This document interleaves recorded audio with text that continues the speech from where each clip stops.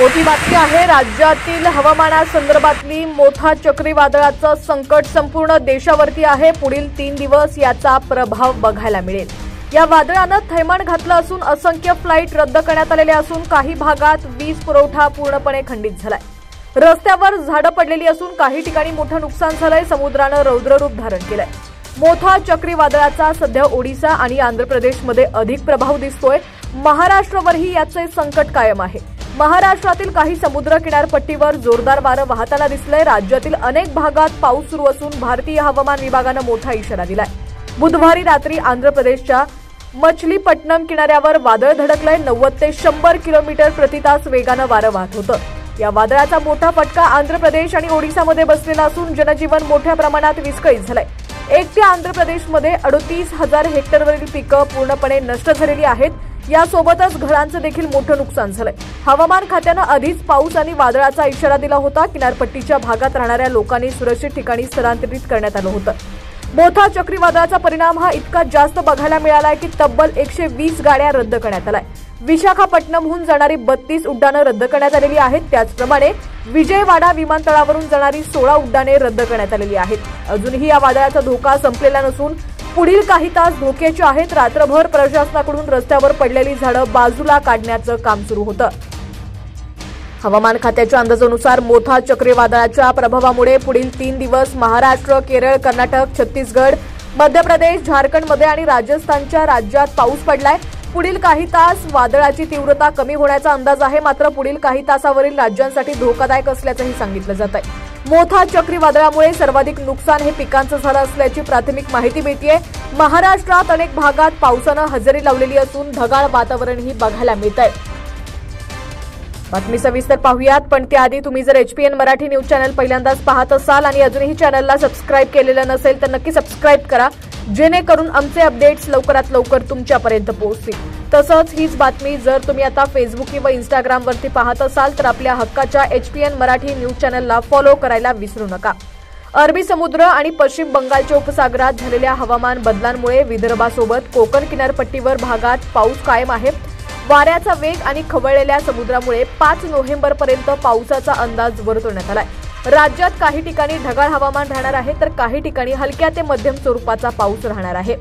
विदर्भ आणि मराठवाड्यातील काही भागांमध्ये आज अतिवृष्टीसारखा पाऊस होण्याची शक्यता आहे। त्यामुळे शेतकऱ्यांना काळजी घेण्याचं आवाहन करण्यात आलंय। राज्यातील अनेक भागांना अवकाळी पावसाचा फटका बसलाय। रत्नागिरी, जळगाव, भंडाऱ्यात मोठं नुकसान झालंय। पिकं काढल्यानंतर पाऊस झाल्यानं शेतात काढून ठेवलेली पिकं पाण्याखाली गेलेली आहेत। विदर्भातील अनेक जिल्ह्यांसाठी हवामान विभागानं येलो अलर्ट जारी केलाय। पुढील काही तासात या जिल्ह्यांमध्ये मेघगर्जनेसह विजांचा कडकडाट आणि मध्यम स्वरूपाच्या पावसाची शक्यता आहे।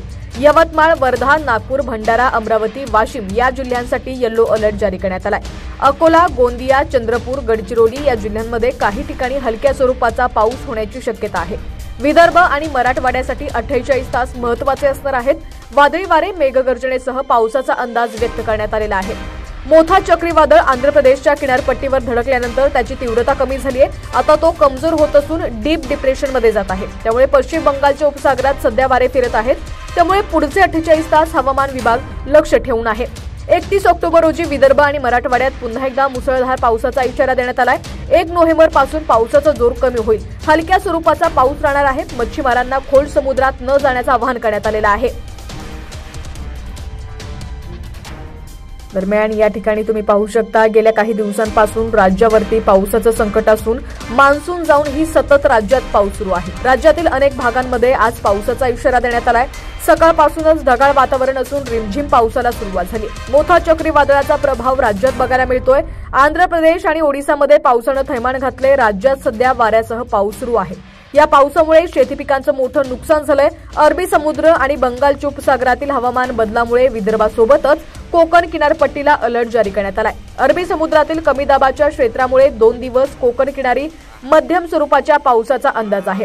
वाऱ्याचा वेग आणि खवळलेल्या समुद्राच्या पार्श्वभूमीवर संपूर्ण कोकण किनारपट्टीला दक्षतेचा इशारा देण्यात आलाय। हवामान विभागाच्या अंदाजानुसार 5 नोव्हेंबरपर्यंत राज्यभर ढगाळ वातावरण राहून हलका ते मुसळधार पाऊस पडण्याची शक्यता आहे।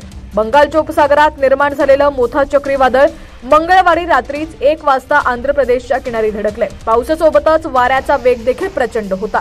आता मोठा चक्रीवादळाचं रूपांतर तीव्र कमी दाबाच्या क्षेत्रात झालंय। त्याचा प्रवास मध्य प्रदेशच्या दिशेने सुरू असून गुरुवारी हे क्षेत्र विदर्भालगत असेल।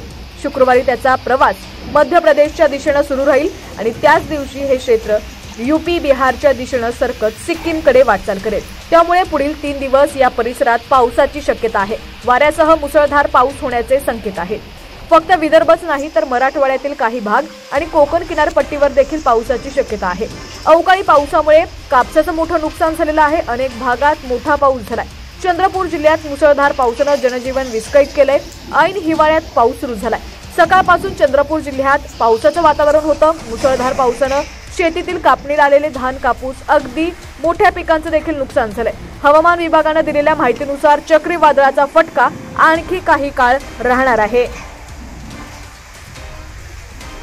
दरम्यान अरबी समुद्र आणि पश्चिम बंगालच्या उपसागरात झालेल्या हवामान बदलांमुळे वातावरणात मोठा बदल दिसतोय। मोठा चक्रीवादळामुळे कोकण किनारपट्टीवर जलवाहतूक बंद ठेवण्याचा निर्णय घेण्यात आला। या वादळाच्या पार्श्वभूमीवर मुंबईतील समुद्र खवळण्याची शक्यता वाढली आहे। त्यामुळे मांडवा गेटवे ऑफ इंडिया जलवाहतूक सेवा तात्पुरती बंद ठेवण्याचा निर्णय महाराष्ट्र मेरीटाईम बोर्डाने घेतलेला आहे। अरबी समुद्रात निर्माण झालेल्या जोरदार वाऱ्यामुळे हवामान अस्थिर असून सुरक्षिततेच्या कारणास्तव ही खबरदारी घेण्यात आलेली आहे। राज्यात गेल्या अनेक दिवसांपासून पाऊस सुरूच असून दिवाळीचा सणही पावसात गेलाय। त्यामुळे काही काळ पावसानं विश्रांती घेतली असली तरी आता मोठ्या वादळामुळे परिस्थिती पुन्हा बदललेली असून अरबी समुद्रातील कमी दाबाच्या क्षेत्रामुळे कोकण किनारी 2 दिवस मध्यम स्वरूपाचा पाऊस पडू शकतो असा अंदाज वर्तवण्यात आलाय। मोठ्या वादळामुळे मुंबईतील समुद्र खवळण्याची शक्यता असून त्याच पार्श्वभूमीवर मांडवा गेटवे ऑफ इंडिया जलवाहतूक सेवा तात्पुरती बंद ठेवण्यात आलेली आहे। दरम्यान मालदार कॅप्टन ही बोट मात्र तात्पुरती सुरू होणार असल्याची माहिती समोर आली आहे। तर इतर सर्व बोटी बंद ठेवण्यात आलेल्या आहेत। हवामान विभागाने दिलेल्या 3 नंबरच्या इशाऱ्यानंतर अलिबाग, मुरुड, काशीद, रेवदंडा आणि उरण परिसरातील सर्व मच्छीमारांनी बोटी किनाऱ्यावरतीच ठेवलेल्या आहेत। दरम्यान अरबी समुद्रात कमी दाबाचा पट्टा निर्माण झाल्यानं कोकणातील पाऊस वाढलेला असून याचा फटका काजू बागांना बसतोय। सततच्या पावसामुळे काजूच्या झाडांवर बुरशीजन्य रोग आणि कीटकांचा प्रादुर्भाव वाढतोय। काही भागात काजू मोहर गळून पडलेला असून झाडं सुकण्याची शक्यता व्यक्त केली जाते। हवामान विभागानं नागरिकांना आणि मच्छीमारांना सावधगिरी बाळगण्याचं आवाहन केलंय। तसंच पुढील काही दिवस कोकण किनारपट्टीवर पावसाचा जोर कायम राहणार असल्याचा अंदाजही व्यक्त करण्यात आलाय। चिपळूणमध्ये रात्रीपासून अचानक सुरू झालेल्या पावसामुळे नागरिकांची चांगलीच तारांबळ उडाली आहे। पावसामुळे भात शेतीचं प्रचंड नुकसान झालंय। शेतात पाणी साठलेलं म्हणून शेतकऱ्यांनी काही ठिकाणी रस्त्यावरती कापलेलं भात पीक वाळवायला ठेवलं होतं। मात्र रात्रीपासून पुन्हा जोरदार पाऊस सुरू झाला आणि अजूनही पावसाची संततधार सुरूच आहे। यामुळे चिपळूण तालुक्यातील शेतकरी हवालदिल झाले। भात पीक वाचवता येणार नाही एवढ्या मोठ्या प्रमाणात झालेल्या नुकसानीला शेतकऱ्यांना सामोरं जावं लागतंय। कापून ठेवलेला भात ओला होऊन कुजायला सुरुवात झालेली असून भात शेतीचं मोठं नुकसान झालंय। त्यामुळे मोठा आर्थिक फटका बसलेला असून शेतकरी हवालदिल झाले। भात पीक वाचवणं हे शेतकऱ्यांसमोर मोठं आव्हान बनलंय। शेतकऱ्यांनी नुकसान भरपाईसाठी सरकारकडे मागणी केलेली आहे। आता राज्यातील तुमचा जिल्हा कोणता आणि तुमच्या जिल्ह्यातील हवामानाची काय स्थिती आहे ती देखील आम्हाला कमेंट्सच्या माध्यमातून नक्की कळवा। पाहत रहा HPN मराठी न्यूज।